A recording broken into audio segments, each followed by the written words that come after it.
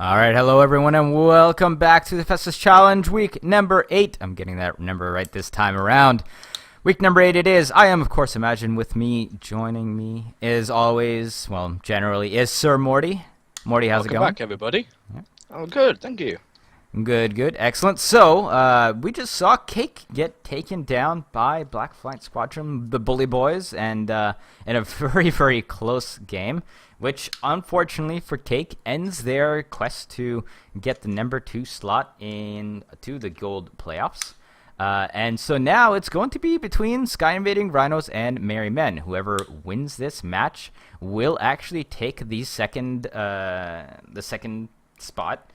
And I would say that if Sky Invading Rhinos takes it, probably wouldn't be that big of a surprise. They've been very solid from the start. If the Seals Merry Men take it, though, I think that will be a little bit of a surprise to a few people. You know, they do have, of course, some very good members, some very long-time players. Some of the oldest members in the game, in fact. But they haven't been as prominent in competitive play. And a lot of people were kind of writing them off in a lot of different matches. And so for them to be in a position where if it's, if you win, you're in, they've got to be feeling pretty good about it. Yeah, that's true. Could you just quickly send me the password to segue that? It should be the same thing as the last match. It isn't. But there you go. At least it worked for me. I was using the wrong bloody word. Yep. Derp. That's me being daft. Sorry about that. Anyway, carry on. Sorry about that. So yeah, I mean, even if you look at the tipping thread, a lot of people, I think, are choosing the Rhinos over the Merry Men here. Now, of course, being a Merry Man myself, I do hope my team wins. But the point here is that, not having played in as many competitive matches and not being as prominently featured in a lot of these competitions, Merry Men might surprise a lot of people here if they do pull this out. Potentially. And considering the way that they started this season, they looked really shaky. They had a couple of bad losses, but have really been able to pull it together in these last couple of weeks and come out with some solid victories.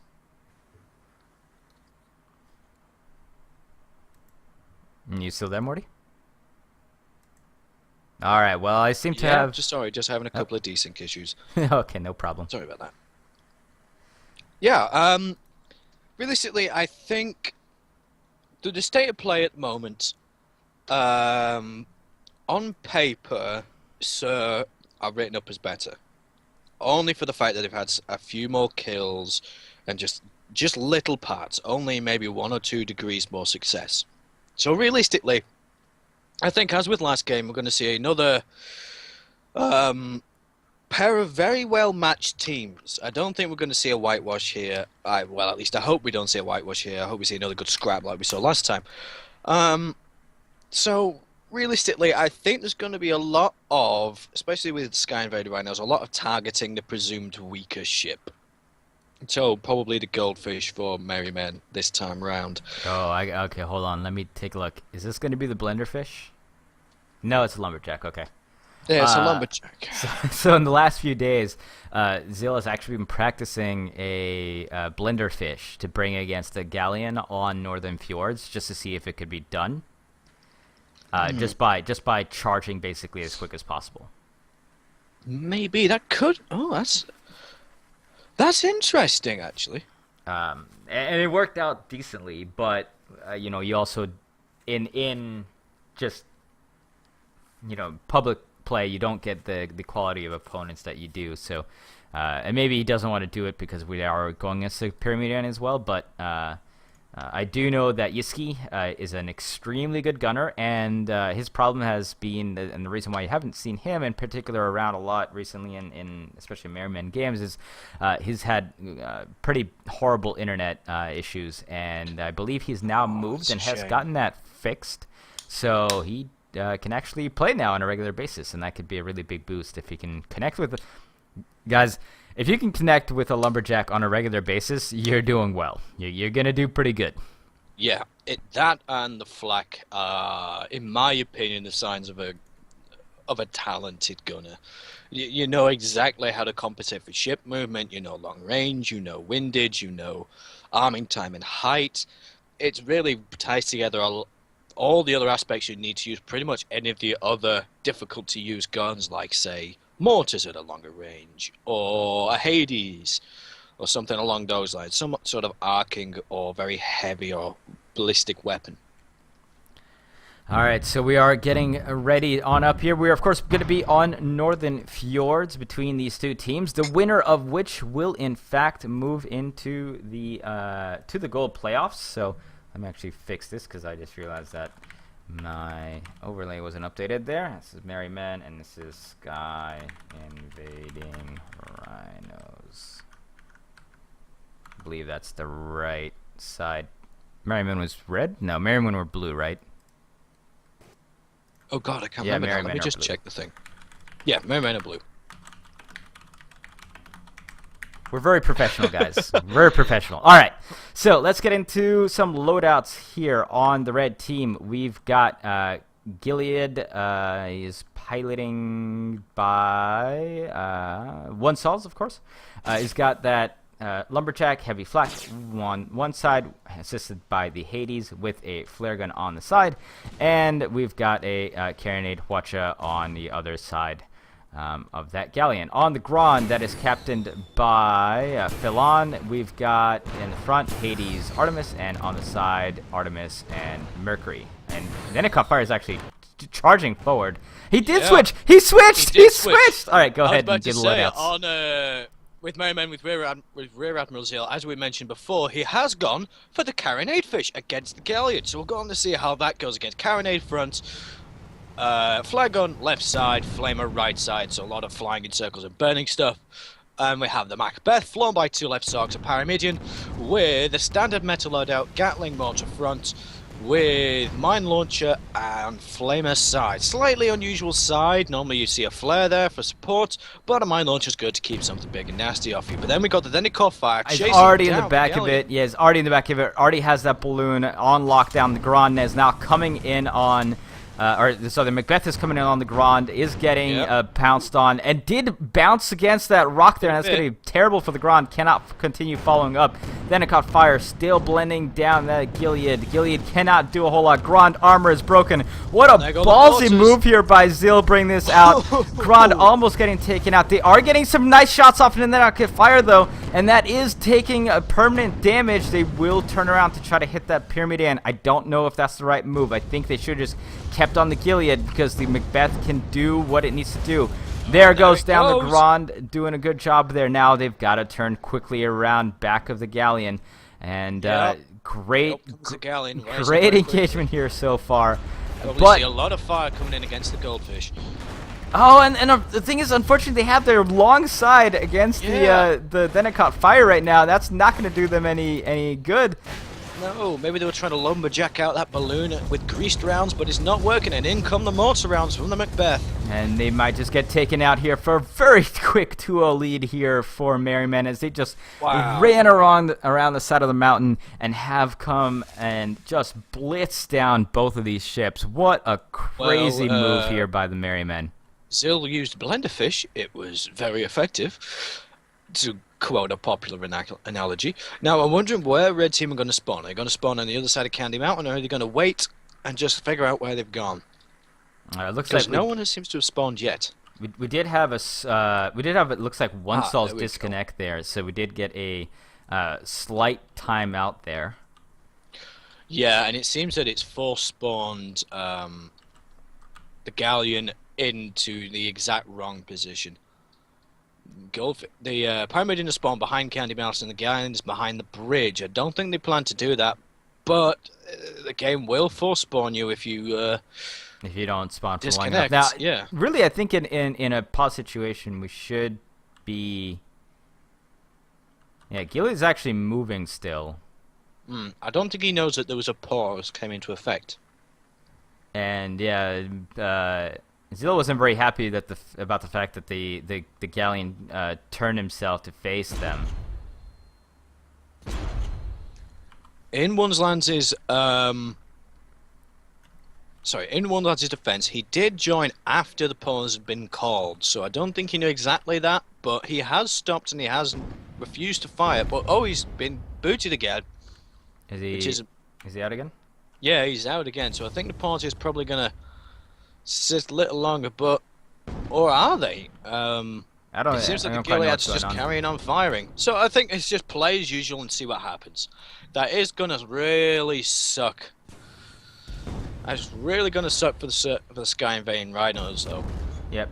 Gilead getting just absolutely blitzed down here by these two ships. Probably will go down pretty quickly. Gron coming down from behind the Macbeth is getting some nice shots off. A lot of actually piercing going onto the Macbeth currently, but they're tanking it like a champ. Gilead taking large gobs of damage. Down he goes. Macbeth, however, he's getting caught by the Gron, and armor almost down there. Yeah, There it goes. Will any permanent damage? Yep. There are no mortars. It's just oh no, sorry, I was Artemis. mistook the Gron for the Macbeth. Yeah, this I'm not too sure about how I feel about that kill. It's no pause was called, it's just a legitimate kill. We'll see. We'll see how it goes. The Gron's now fighting back very, very well against the Macbeth, and then it caught fire, seemed to bump them and then lose arc. They're trying to get that flamethrower and carronade back into arc against the Gron, and there's not much the Gron can do about it apart from run. But they have the mountain behind them, and it's going to be very difficult, especially with the Galleon not spawning. They have to wait for the timed spawn, which takes a while. Yeah, well, I think if you're in second slot, you can technically get them in, and I wonder if One-Souls is just not coming back at this point. I'm not quite sure what's going on here. Grond, in the meantime, is getting slapped down over here. There we go. The Gilead finally does respawn. Then it caught fire. Still falling up the Grond. The Grond is actually doing a good job here. They're keeping themselves alive quite well. And Grond continuing to fly up against, once again, that carronade doesn't do as much damage against a Pyramidion as it would, a ship like a Galleon. Yeah, honestly, it seems that the Grant's having a very bad time of it. Beth is coming back in now to deliver some more pain. Yep, here comes the Gatling mortar now. This is what they needed to get in to finish that off. That is a 4-0 now, with the Gilead really in range here. And yeah, there's continual shots going on, so no pauses called. Apparently because the Gilead carried on firing, they weren't allowed to pause. Yep, and I mean these are kind of the rules as you got going on. Everybody's gonna have these sort of issues before, but let's see if the Gilead manages to stay alive here. Balloon is down, but they have a very, very long way to fall. That's kind of one of the things in Northern Fjords is even if you lose your balloon, if you're flying high, you don't have that particular problem. But now that Gatling mortar come raining on in, and these two management ships have done a fantastic job of sticking close together, if nothing else. And and they have taken some permanent damage here, but nothing too catastrophic. And this might just be a 5-0 victory here for the Zeal's Merry Men. As that Galleon? No, the hold stays up on the Galleon. Now we've got the Pyramidion trying to move in. And Gilead is the Macbeth. Doing horrible here right now. Balloon is still down, now getting bumped around. Will in fact actually collide here with the with Candy Mountain. Gron still trying to take out Macbeth, and they might just be able to do so. Oh, yeah, not quite. And will the Gilead get taken down first? No. No, not quite. Man, and there it goes. There goes the Galleon. And so Zill's Merry Men win this with a 5-0 victory, and with an unfortunate little bit of disconnects there by One-Souls, but with a 5-0 victory, they do take it out, and they will move into the second slot in the gold playoffs. And that is quite unfortunate there. Quite an unfortunate set of circumstances there for the Sky Invading Rhinos. Yeah, it seems Sir aren't very happy about it. I don't know. I think there's going to be a bit of discussion needed about that, about what should have been done there. But Merry Men did do very well their positioning, and basically everything that Merry Men did was spot on the ball. It's just these DC issues and whether or not they should or should not have paused at certain times was, well, was the clincher, really. Yeah, I might have to go back and look at it and look at when the first disconnect was, because I think it was in the middle of the first fight. And yeah, I mean, it's kind of unfortunate. A pause was called. One-Souls did get back in. and thus the pause was uncalled, and then he disconnected again. And these are And then, guys. If you have any sort of suggestions that you want to make, there's actually a thread up on the forums about this sort of stuff of what you want to do, what you can do, what kind of improvements you think we could make in the Hephaestus challenge. Go ahead and do post your thoughts on it. This was kind of an unfortunate set of circumstances, but it has happened. It has happened a few times during the match, actually, and I think there's Sacrilege had it happen a couple of times to them as well. yeah, it has happened on and off, and it's a very fine rope to walk. If it happens when unengaged, then great, you can pause and just wait.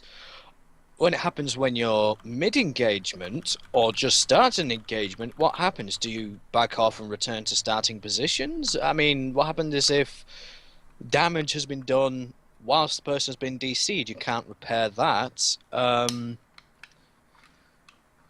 Yeah, so definitely a small set of unfortunate circumstances there. Still, Merry Men did a great job flying around together and getting the kills that they wanted, and they do take it out in the end. So congratulations to them, and we will have a. Well, hold on. We might have some developments here. They might actually Well, we'll see what happens. For now, we're going to go to a little break here. In the meantime, guys, do go check out the dual stream link between the two between our two streams. The other stream should be getting their next match going up in a second. Looks like it's the Clamor and Deadpool's Army. So we're going to go to a little break here. We'll let you know if any new developments happen. But as it stands right now, Zill's Merry Men will go on with the second slot in the Anvil Division. And Sky Invading Rhinos will get seeded into Silver League playoffs instead. So, guys, stay tuned. Our next match will start here at, let's see, 5:30, which will be in about a half an hour or so. So go watch the other game. Until then, do come back to us, and we'll be back in just a few minutes, guys. Bye See for you now. soon.